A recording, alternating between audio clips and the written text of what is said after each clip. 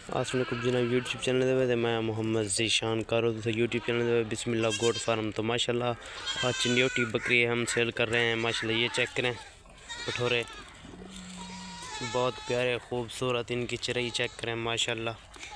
ये देखें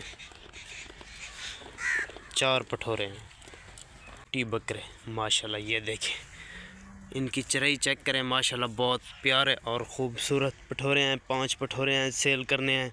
अगर किसी भाई ने लेने हो तो वो हमसे रब्ता कर सकता है माशाल्लाह। ये देखें बिल्कुल अच्छे और ख़ूबसूरत, इनकी चराई चेक करें, बाकी छोड़ें माशाल्लाह। ये देखें और 2 ये खड़े हैं माशाल्लाह।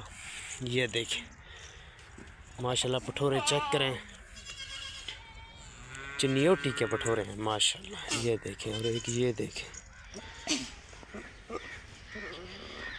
उसके बाद वो देखें माशाल्लाह बहुत प्यारे हैं और ख़ूबसूरत हैं।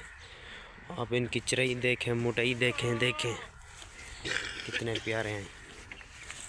ये देखें अगर किसी भाई ने लेने हो तो वो हमसे रब्ता कर सकता है, आपको मिल जाएंगे मुनासिब रेट पर।